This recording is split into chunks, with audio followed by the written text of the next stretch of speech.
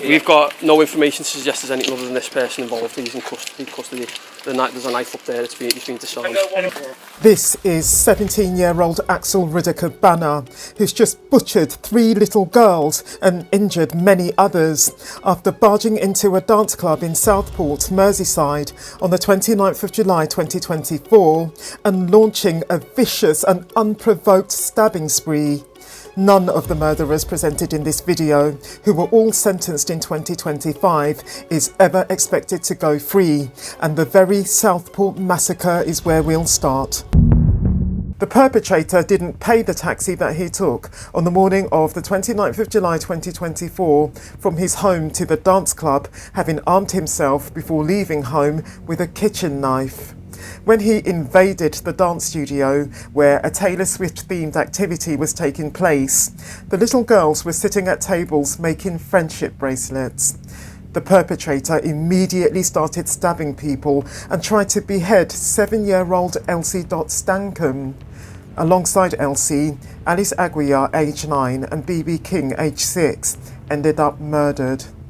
Once the perpetrator was in police custody, the police having arrived only minutes after the youth's deadly rampage began, he declared repeatedly that he was glad that the children were dead. When police subsequently raided the boy's home, they found another knife identical to the one that the youth had used in his attack. They also found a stash of castor beans, together with all the equipment needed to convert them into the deadly toxin ricin, which is a weapon of mass murder. The youth's devices, meanwhile, contained a terror training manual from an Islamic terror group, along with numerous images of genocide and mass violence. Axel Rudakubana's savage attack on the dance club triggered 4 days of rioting across the UK, and people were jailed for Facebook posts and tweets that allegedly broke the laws relating to free speech. When, on the 23rd of January 2025 at Liverpool Crown Court, Rudakubana was given life with a minimum of 52 years, the judge said that the youth was unlikely to ever be released. On the 8th of May 2025 at HMP Belmarsh, his home, the perpetrator threw boiling water over a prison guard. The killer hasn't changed, and it's looking at this point like his 52-year minimum term will turn into a whole life order, and hey, I don't think there'll be many people who'll be mourning that. Only weeks after Rudakubana's sentencing, another triple murderer did get a whole life order. 3, in fact, to be exact. Kyle Clifford's murders involving a weapon that's rarely seen in UK murders, as you're about to learn. But first, if I've got you hooked on this video, do subscribe, give the video a like, drop a comment when you're ready, and donate. Hit the thanks button below. I'll appreciate you. The evidence I have heard shows you to be a jealous man, soaked in self-pity, a man who holds women in utter contempt. That's putting it mildly, Mr. Justice Benetton. This is the judge who sentenced Kyle Clifford for the 3 horrendous murders that he committed on the 9th of July 2024, his sentencing having come in March 2025. This triple killer is going to cost the taxpayer millions because he's paralysed. That means in prison he needs lots of extra care. He paralysed himself in a failed suicide attempt that he made just before he got arrested for the murder of his ex-girlfriend Louise Hunt, her mother Carol, and another sister in the family, Hannah. He committed those murders in the home of his ex-girlfriend on the 9th of July 2024. In addition, he raped Louise and held her captive for 2 hours before murdering her, and the judge of his trial said it must have become obvious to Louise in the course of her captivity that Clifford had already killed her mother. This is no occasion to subject the family and friends of your victims to any delay or suspense. I therefore make clear at once that for each of these 3 murders, the sentence will be one of life imprisonment with a whole life order. That means a sentence from which you will never be released. And let me clarify that at the time of his sentencing, Clifford was in his 20s. While Clifford attacked in a private residence, our next murderer brought terror to a London street in broad daylight, wielding a weapon that seemed straight out of a nightmare. Mate, drop that now! Drop it! Drop it now! Drop it! This is drug-crazed 37-year-old Marcus Monzo ignoring orders from police to drop his samurai sword, with which he's just taken the life of a schoolboy. The sword is one of two that Monzo received on the 4th of April 2024, to the man's obvious delight and excitement. Freaking awesome, look at this. This is handmade in Japan. Took more than a month to reach me. When, on the morning of the 30th of April 2024, Monzo set off in his van for Hainault, East London, from his flat in Canning Town, also in East London, he had first strangled his pet cat and then both skinned and deboned it. On arriving in a quiet residential street in Hainault, Monzo drove into a man who was on his way to work, and then, on getting out of his van, he slashed the man's neck with his sword. The man, Donato Iwule, was luckily able to run away from his attacker, and, equally luckily, he survived. Daniel Angerin, though, a 14-year-old schoolboy who had just set off for school, wasn't so lucky. The stab to his neck and the follow-up one to his chest that came once he fell to the ground, both stabs coming from Monzo, killing him. He just killed that boy. He just killed him. The police, who only had a sort of pepper spray to use on the sword-wielding madman, called for backup and gave chase, but ended up having an officer stabbed in the head, shoulder and arm, leaving her with severe and extensive injuries which have dramatically impacted her quality of life. Shockingly, even with the police at his heels, the perpetrator went in hunt of further victims, finding, as he soon did, an unlocked back door and entering the home into which it led. Henry Polania, the man who lived in the house, stopped Monzo's sword with his bare hands before it could reach his wife's neck, the spot that Monzo had ferociously swung it towards. When the couple's 4-year-old daughter entered her parents' bedroom and started crying, Monzo turned and fled, leaving the man of the house with heavily bleeding hands that required surgery. Back outside, a police officer took Monzo on with his baton, only for Monzo to stab him in the hand, leaving him with what would turn out to be an extremely serious and long-lasting injury. Monzo then made another run for it, but was eventually cornered, tasered and arrested.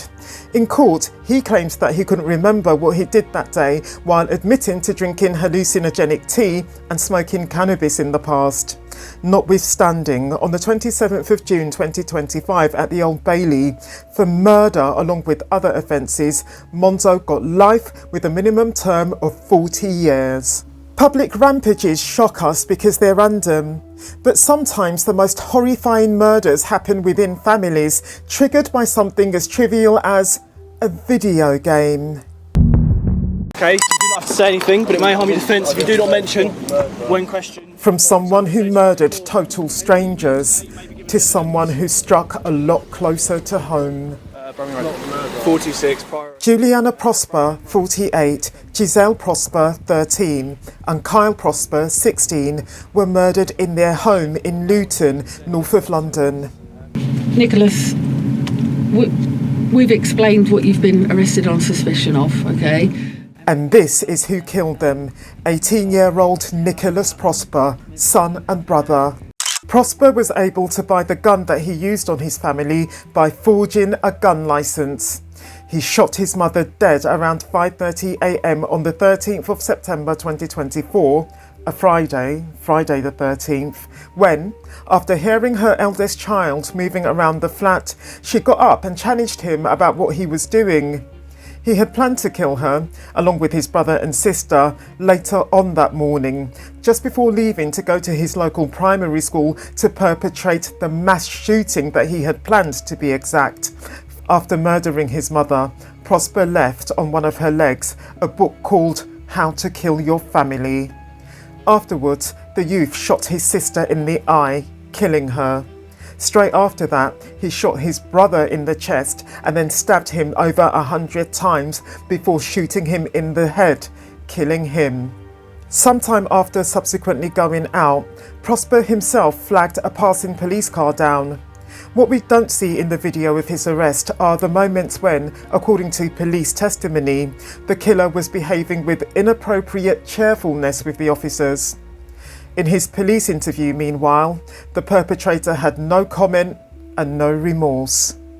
We'd like you to tell us about any involvement that you have had with the deaths of Juliana Falcon, Kyle Prosper and Giselle Prosper. We'd like to tell you about any involvement that you've had with them at all in their murders. No comments. Did you kill them? No comments. Obviously, it's a fact that, you know, they're dead now. Okay, so that's why we're here talking about it. Are you aware of that? No comments. The judge couldn't give Prosper a whole life order, life without parole, because of the perpetrator's guilty pleas and because even though he went out after killing his family with his gun loaded and with a large haul of knives, he didn't harm anyone else but instead surrendered himself to police. If you're wondering about the link between Prosper's actions and video games, he was determined to kill in particular his sister after she apparently made the wrong choices when her brother Prosper got her to play The Walking Dead with him, and the choices, which according to him were incorrect, had a negative impact on his beloved Walking Dead character, Clementine. On the 19th of March 2025 at Luton Crown Court, Prosper got life with a minimum of 49 years. The Prosper case showed how domestic arguments can turn deadly. But in a flat in Shepherd's Bush, West London, a double murder from summer 2024 made national headlines for very different reasons. On the 8th of July 2024, Yostin Mosquera, a 35-year-old father of two and adult film actor from Colombia, murdered his sexual partner, 62-year-old Albert Alfonso, who used to pay him for his intimate services, along with that man's former civil partner, 71-year-old Paul Longworth, the murders taking place in the flat in Shepherd's Bush, West London, that the two victims shared. After the murders, Mosquera dismembered the bodies of the two men, stored their heads in a freezer that he got from Facebook Marketplace a day or two later, and then, quite randomly, put the rest of the two men's body parts into suitcases, got a man with a van to take him up to Bristol, and then dumped the cases on Clifton Suspension Bridge. That, thankfully, is as far as the man got before being caught. Mr. Alfonso enjoyed extreme sex, and watching videos of that nature online is how he first came across Mosquera and initiated a sexual friendship with him. And in the course of that friendship, he paid Mosquera to send him videos of himself performing you know what sorts of acts, which over time became more and more extreme. The Colombian met both Mr. Alfonso and Mr. Longworth in person when he travelled to London to visit them in 2023. When Mr. Alfonso invited Mosquera over to London for a second time, which happened in 2024, the two men started having extreme sex together on a regular basis. Mr. Alfonso and Mr. Longworth had since split up, but they remained both close friends and cohabitants of their Shepherd's Bush flat. Mr. Longworth, to clarify, wasn't involved in any sexual interactions with Mosquera. During his stay with Mr. Alfonso, Mosquera was well looked after. He was basically pampered and spoilt and mollycoddled. He got a trip to Brighton, a gym membership, language lessons and trips to bars, all arranged and paid for by Mr. Alfonso. Notwithstanding, on the 8th of July 2024, while Mr. Alfonso was at his job as a lifeguard at a local swimming pool, Mosquera bludgeoned Mr. Longworth to death with a hammer and then hid his body under a bed. Later on, when Mr. Alfonso came home, Mosquera and he started having extreme sex, which Mosquera filmed, and of course at this point Mr. Alfonso had no idea what had happened to his former civil partner, Mr. Longworth. in the middle of the intimate act that Mosquera and Mr. Alfonso shared when Mr. Alfonso came home, Mosquera suddenly picked up a knife and stabbed Mr. Alfonso to death. In court, the jury was shown video footage that showed Mosquera singing and dancing in the shower with glee and satisfaction after murdering his sexual partner and friend. Mosquera was after his two victims' money, having looked up, in the days leading up to his acts, how to access Alfonso's bank account, while also researching the best ways to murder and to get rid of a body. After killing the two men, the perpetrator was actually able to get thousands out of Mr. Alfonso's bank account. He had also researched the value of the flat, which was owned by Mr. Alfonso, with a view, of course, to cashing it in, but God only knows how he hoped to be able to sell it. Mosquera had planned to dump the bodies into the River Avon, it turns out, but not only did he find that he had vastly underestimated how heavy the cases would be, making him struggle to lug them along as he made his way towards Clifton Suspension Bridge, passers-by were challenging him about the fact that blood was coming out of the case. This, for instance, is the moment when a cyclist asked the man what he was up to when he abandoned the suitcases and started running off. Mira.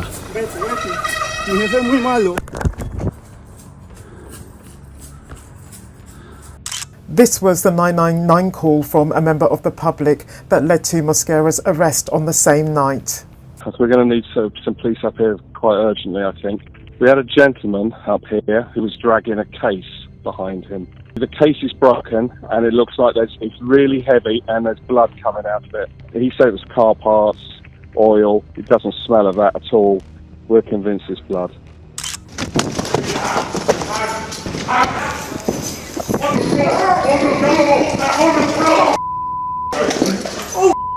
I've got a hand, mate. Go.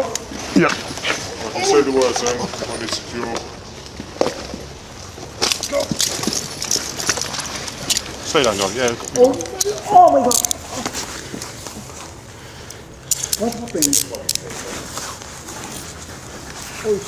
Secure. On your side, mate. What happened? Move your legs out to the front. Sit up. At this time, mate, you're under arrest on suspicion of murder. You don't have to say anything, but may harm your defence if you do not mention when questioned, something you later rely in court. Anything you do say may be given evidence. Do you understand? No. What? You are currently under arrest for murder, okay? What's your name, mate? What? What's your name? Nombre. Jot. Jot? Yeah. Jot or Joss? Jot. Surname? Jot what? Jot. Mosquera. Mosquera? Yeah. In court, Mosquera claimed that Mr. Alfonso's killing was manslaughter by reason of loss of control, alleging that Mr. Alfonso himself had killed his former civil partner and close friend, Mr. Longworth. He also said that Mr. Alfonso had raped him every day of his stay with him and that threats had been made to his family over in Colombia, presumably by Mr. Alfonso. These claims of Mosquera's were very easily disproven by the prosecution. What Mosquera did plead guilty to before his July 2025 trial, however, was possession of indecent images of very, very young people, let's say. On the 24th of October 2025 at Woolwich Crown Court, for his 2 acts of murder, Yostin Mosquera got life with a minimum term of 42 years. Most murderers get 1 chance to destroy lives. Stephen Sansom got 2, and he took them both. On Christmas Eve 1998, at the age of 19, Stephen Sansom got into a minicab, got to his destination, then got out the 12cm kitchen knife that he had brought with him and plunged it so far into the neck of the driver, whose name I couldn't trace, sorry, that it reached the bone of the man's cervical spine. This was the fatal wound of all the wounds that Sansom inflicted on his victim, including ones to the man's ear, throat and shoulder, plus the defensive wounds that the man sustained to his hands. Having left the scene, Sansom then returned to the vehicle and cut the cable to the radio microphone to ensure that the dying man couldn't call for help. And this was all for the 25 quid that the perpetrator had found in the driver's wallet, which he had stolen. Sansom was released on licence in December 2019 after serving more than 20 years for both murder and robbery, having pleaded guilty to both charges. Sansom had briefly dated 38-year-old Sarah Mayhew, who was mother to a 12-year-old and a 15-year-old, years before he and Gemma Watts took her life. Sarah is how Sansom met Watts. She introduced the two to one another in the summer of 2023 and the two started hooking up. Sansom and Watts were from Croydon, South London. At the point when Watts started suggesting that she and Sansom should take their shared love of BDSM, a mutual trait that each had discovered in the other early on, to the level of killing a woman and then having sex together with Sansom covered in the woman's blood, for instance. Watts knew that Sansom was out on licence for murder and that he had, as such, the capacity to fulfil her fantasy. Sansom's WhatsApp message to Watts from the 11th of September 2023, which said, quote, "Everything looks like meat now, don't they? A plaything, something to cut, something to bleed. They all look different now," unquote, leaves us in no doubt as to his own enthusiasm for this idea, he and Watts subsequently discussing cannibalising their victim and suggesting how the person would taste. Sansom assured Watts that nothing was off limits for him, but I should say at this point that there is no evidence that either Sansom or Watts actually did cannibalise Sarah. After all Sarah's body parts were found spread all over South London, so In the sentencing hearing, the judge stressed that the WhatsApp messages make it clear that Sansom and Watts were equally complicit in what became their real-life plan of murder. It wasn't a case of one party's will being overborne by the other. It's noteworthy that in the process of identifying potential victims for their up murder plan, Watts stated of one particular candidate that she knew that Sansom could do no more than to have sex with her. He wasn't allowed to murder her. While Sansom had said earlier that absolutely anything was on, Watts, in contrast, had limits clearly to her sadomasochistic indulgences and clearly had the expectation that Sansom would respect her limits. The thing is, when the two eventually settled on Sarah Mayhew as their target, Watts didn't set any limits for their acts against her. Quite on the contrary. By November 2023, Watts was anticipating getting Sarah into Sansom's flat and cutting her throat. When Sansom replied that he would try to get Sarah to come round if she, Watts that is, wanted him to, Watts answered, quote, "Only if it's a deal that she's not leaving in one piece," unquote. In the conversation that followed, Sansom told Watts that he could slit Sarah's throat over her face. The conversation after that turned to whether Sansom had the tools, to which Watts replied, quote, "Great minds think alike," unquote. While it took a lot of coaxing from Sansom to get Sarah to stop by, when Sarah finally agreed, her visit coming on the 8th of March 2024, she was expecting a night of sex. She was never seen again. When the following day, 9th of March, Watts greeted a neighbour of hers after taking her dog for a walk, she showed no signs of nervousness or worry. Neither did Sansom, this same neighbour, a witness, describing Sansom's mood on that day as chirpy. The day after that, 10th of March, Sansom got busy on Sarah's body with the hacksaw and the other tools that he had bought that very morning, and soon enough, Sarah's body was sitting in a set of bags and in a suitcase awaiting removal. Having murdered Sarah 2 days before, you see, Sansom and Watts were only preparing to get rid of her body now. They kept it in their flat for 2 whole days. Anyway. Between April and May 2024, Sarah's body parts began turning up in areas of South London, Roden and Mitcham, both being very close to Croydon, where Watts and Sansom were living, being the main 2 places that Sarah's killers used as dumping sites. Other than taking Sarah's life, what Watts and Sansom did to Sarah just isn't known.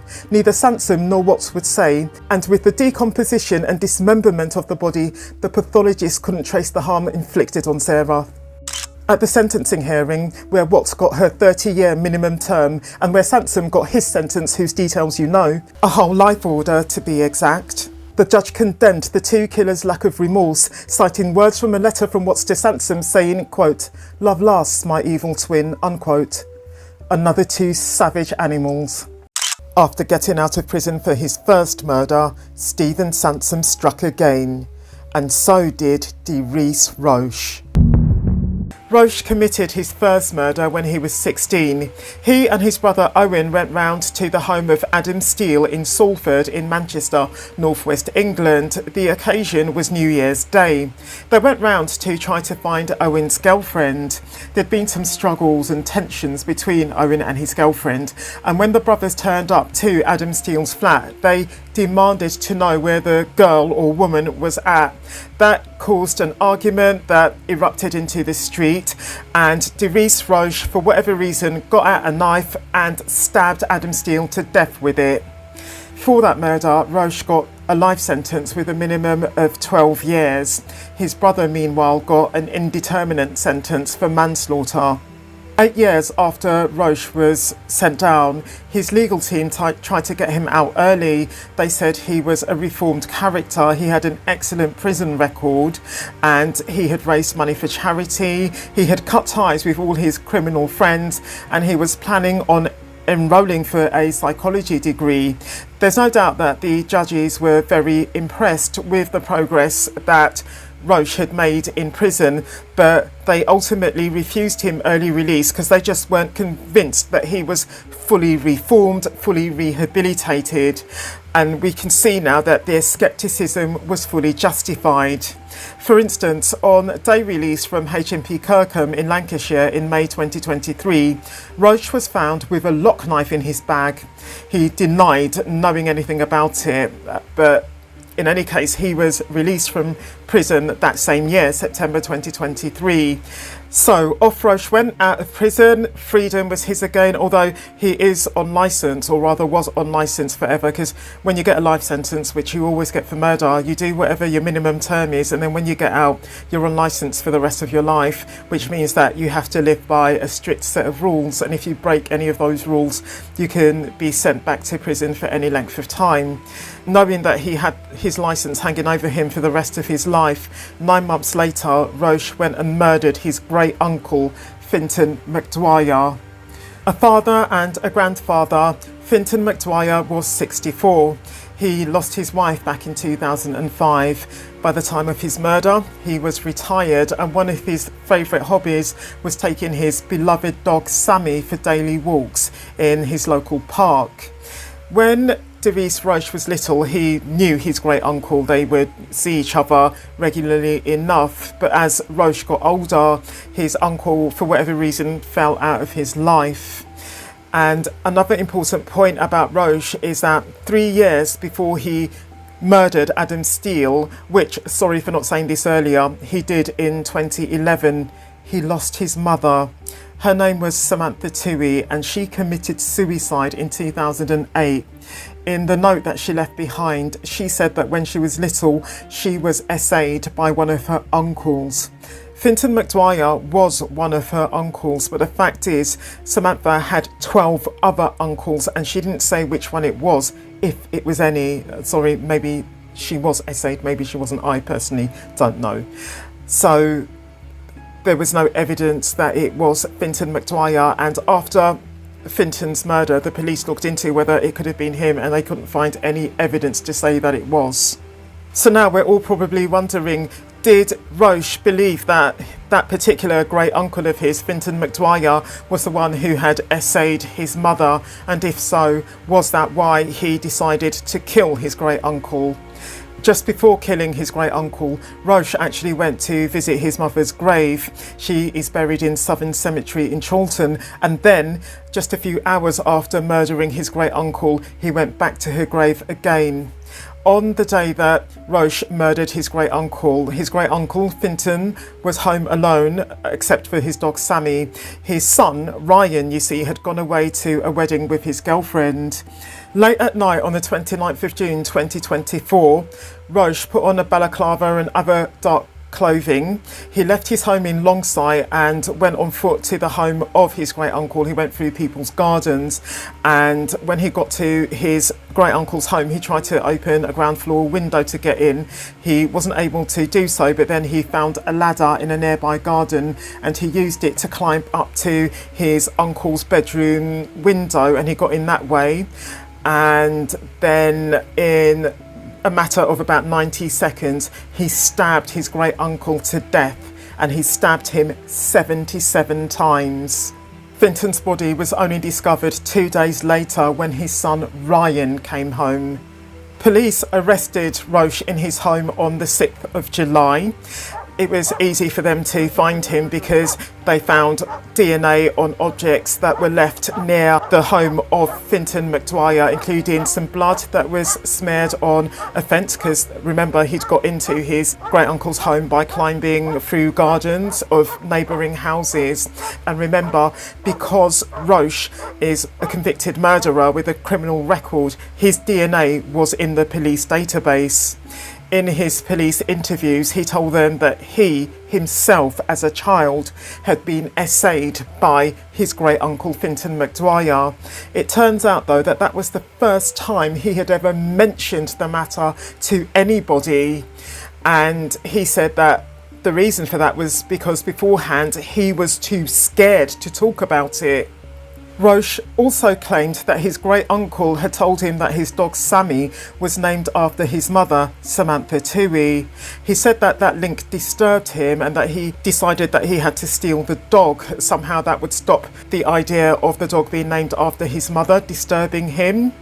And we're all thinking, oh, you went to steal a dog, so you took a great big knife with you. Don't know how big the knife is, but you get the point. But the thing is, Roche denied that he actually owned the knife. He denied he'd carried it with him. He said rather that the knife was his great uncle's and that he had had to wrestle it away from his great uncle. That obviously implies that his great uncle was the one who attacked him.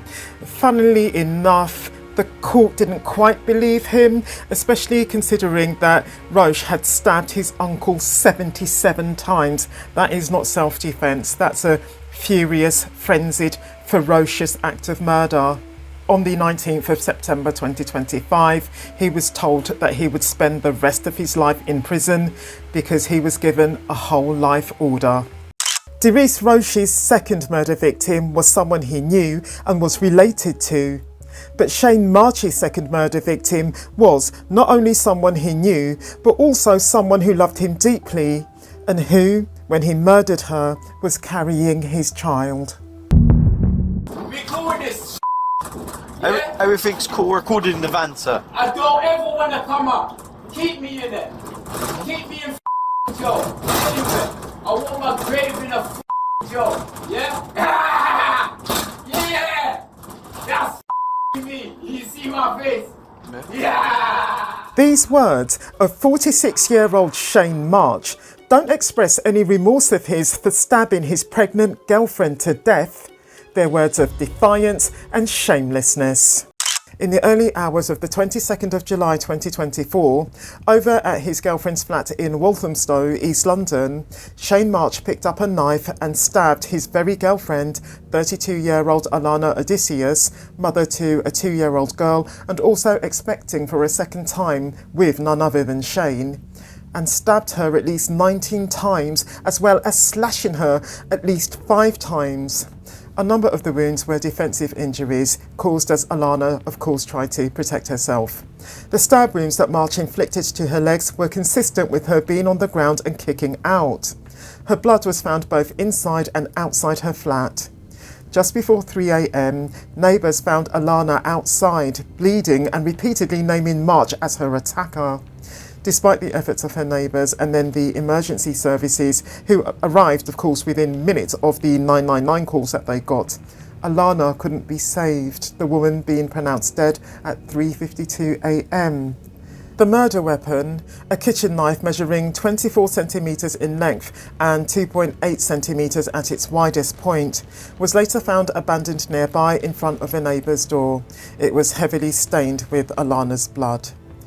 After Alana died, her daughter, Victoria, was found unharmed inside the flat, the little girl having since become an orphan as her father had died some time before. There are more shocking and very sad twists to this story to come before we answer why the perpetrator did what he did. And hey, I just won't be able to answer why he doesn't like it when he gets any girlfriend of his knocked up. March had a string of previous convictions for violent offences, the least of which not being the act of murder that he perpetrated in 2000 at the age of 21. 6 months after getting out of prison on licence, which happened in January 2013, he was sent back inside for stamping on his then partner's belly. Her pregnant belly, if you want to know. After getting out again in February 2018, the man didn't commit any known further offences until the moment when he stabbed his girlfriend to death. At this point, the perpetrator had only been in a relationship with Alana for about 4 months, and the two had only recently found out that Alana was pregnant. Alana was vulnerable. She had suffered serious personal losses, including that of her former partner Ruslan, Victoria's father, who had committed suicide. She had long since confided in family and friends about the perpetrator's controlling and abusive behaviour towards her, including his physical assaults and his emotional manipulation of her.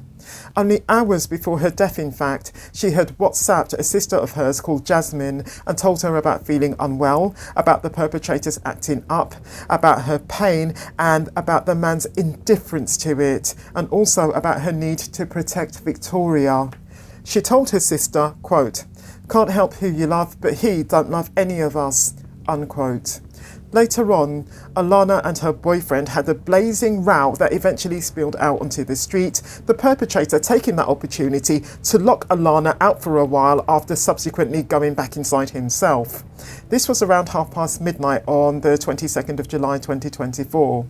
Sometime after she managed to get back inside, Alana and her boyfriend got into another argument in the kitchen, this time about the man's trainers. That appears to be what triggered the perpetrator's murderous act, the perpetrator having revealed to a prison officer when he was remanded into custody that Alana had said, quote, please stop, you have murdered me," unquote. What I can't tell you is whether or not the impairments to the man's cognitive function, occasioned by the brain injury that he suffered at the age of 17, played any role in the man's act of murder. After murdering his girlfriend, March went out, dumped 3 phones of his, one of which having later been recovered and having been found to hold 2 voice notes in which the perpetrator admitted to murdering his girlfriend. "I just killed someone and I need to go back to jail. Mom, I just killed a woman and I'm going back to jail." Next, the man went to Cream's Cafe, a place that wasn't far away. The employee working that shift called the police after March told him what he'd done. By 5 a.m, March was in the back of a police van on his way to the police station. I don't regret nothing. Yeah? Give me the death chamber. Yeah? That's what I want. A lethal injection and put me out of my misery. Yeah? And let me just go up to the job. Either way, it doesn't bother me. I'm devil's picnic. Yeah? There's a place for me now in hell. Thank you. Thank you to the kind officers. Thank you. We call this yeah? Everything's cool, recorded in the van, sir. I don't ever want to come up. Keep me in there. Keep me in jail. Anyway, I want my grave in a jail. Yeah? Yeah! That's me. You see my face? Yeah!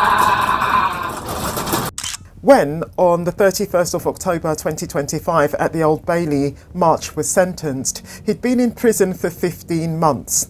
However, unlike the usual case where a person gets the time that they have spent on remand in custody awaiting trial deducted from their sentence, March didn't get any time deducted.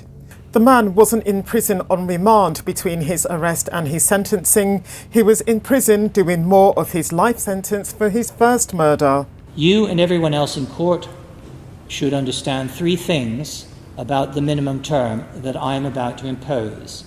First, you must serve every day of it before the parole board can even consider releasing you.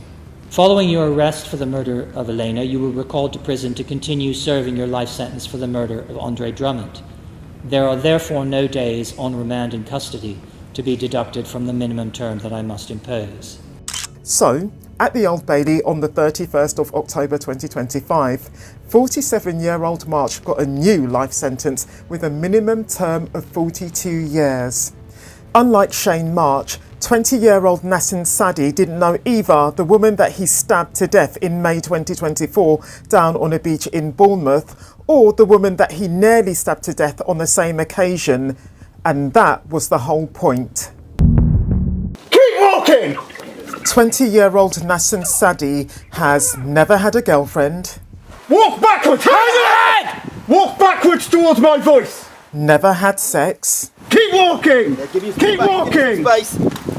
Bring him out. Come out! And on the 24th of May 2024, as a result of his immense sexual frustration, along with his acute, long-held anger with women springing from that, murdered one woman and tried to murder another. Saadi, who comes from Croydon, South London, was a student at Greenwich University, his course of study being, wait for it, criminology. In May 2024, the young man bought 6 knives, each from a different seller so as not to arouse suspicion, looked up why it's harder for a murderer to be caught if they're from out of town, researched whether it's easier to run across pebbles or across sand, and booked 2 hotels down in Bournemouth on the south coast to cover from the 21st to the 24th of May 2024, having first made sure that neither hotel had CCTV. With his knowledge of criminology and forensic science, the man thought, as you can see, that he was taking all the necessary precautions to get away with murder. When, late at night on the 24th of May 2024, he started stabbing 38-year-old Leanne Miles as she sat on the beach with her friend, 34-year-old Amy Gray, Amy herself roared at him to get off Leanne. In response, Saadi stabbed Amy 10 times in the chest, causing her to die at the scene. After then chasing after Leanne, who had duly fled, and managing to stab her in the back all of 20 times, the killer gave up and headed away. Having been arrested 4 days later, in his police interview, Saadi tried at times to be clever, but knew all along that he was doomed. There's lots of things here that indicate that you are the person responsible. And I'm not responsible. Okay. And I have no reason to attack someone for no reason. Have you been motivated by something else? No comment. Are you prepared to tell us things like where the clothing is that you were wearing that night? No comment. What we've seen you wearing on the previous nights? No comment. The rest of your belongings or possessions are? No comment. On the 28th of March 2025 at Winchester Crown Court, Saadi got life with a minimum term of 40 years. Nasen Saadi killed to get his own back on women for rejecting him. Elias Morgan's motive for his revenge murder was a lot more personal than that.